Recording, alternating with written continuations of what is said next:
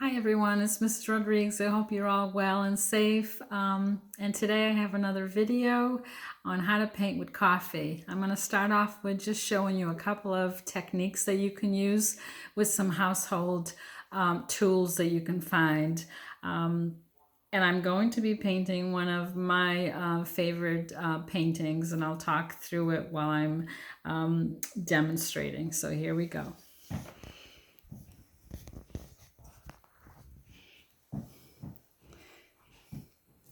So the first thing I'm going to do is I'm just going to take a plain piece of paper. I want you to know that I am using a paper that's a little bit thicker than what you have at home, but I did do another painting on very lightweight paper. The nice thing about using coffee is that it works a lot like paint. Now I can saturate my paper by brushing the paint around with a brush.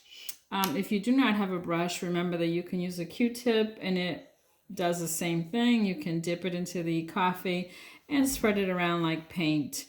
You can also draw with it, makes beautiful lines. Some other tools that I like to use is I like to use a toothpick and I like to make little marks, and as I do that, what happens is the coffee begins to seep into those little areas that I'm etching out or scratching.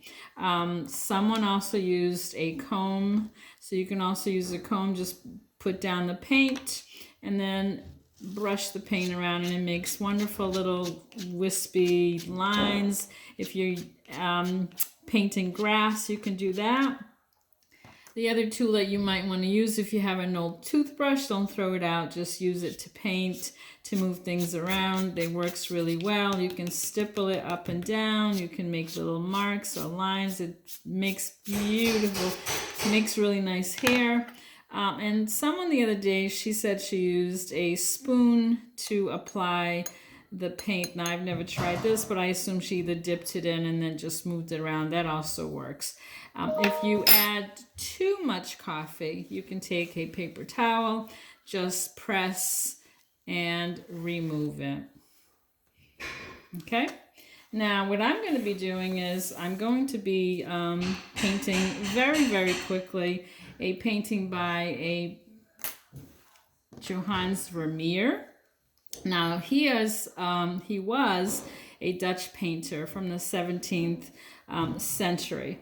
He really worked with light and shadow, and he was a bit of an illusionist because he did that, so he could create things to look very realistic because he knew how to apply paint and adding light and dark areas to create form. He was very cool. And the girl that I am painting is sort of a mystery. She was mysterious, and that added to the whole reason why his painting of the girl with the pearl earring is so famous, because most people thought that she could have been his daughter. Other scholars believe that she was probably someone who worked for him. There are a lot of different theories out there about this painting, and there are a lot of unanswered questions, which only adds to the idea that the more mysterious a painting is, sometimes the more interesting people think it is.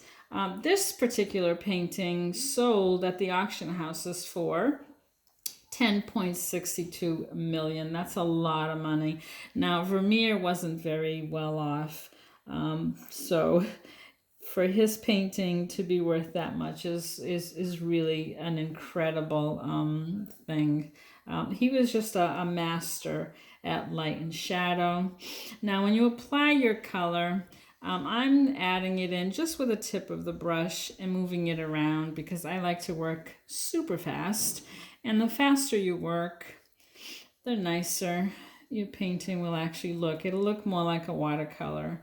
Now what you can do is you can apply your very first layer of coffee and wait a couple of minutes before you add the next layer. And the more layers you add, the darker or more intense the color will be. Now I'm leaving a little white area right here because I don't want my whole color to blend and come together. So what I'm doing is I'm just going to leave a little line, and once it dries I can always go back and work with it a little bit more. So what I do is I always start with a light color and I work my way to the more intense color. Now what I could do now is I could just wait a little bit. I could take my Q-tip, and if there's areas that I'd like to lighten, I can do that. Be careful, it will splatter a little bit, so just watch that, but you can do that. You can take your paper towel and just really press to remove certain areas. You can take the hair dryer and you can dry it if you like, or you can just wait a little bit longer before you apply the next layer.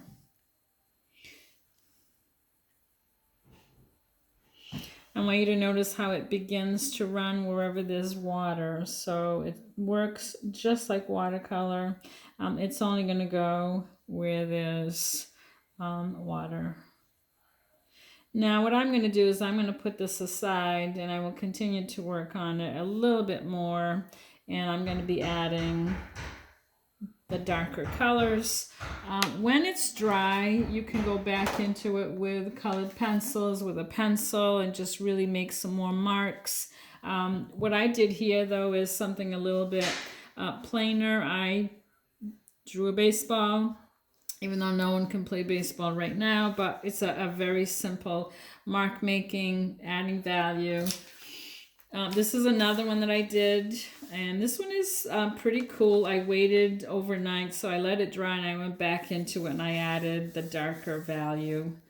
And then this one I did very quickly in one sitting. I just drew with a brush and it came out pretty cool, very expressive. All right. Well, thank you for joining me in my video today. We'll see you next time.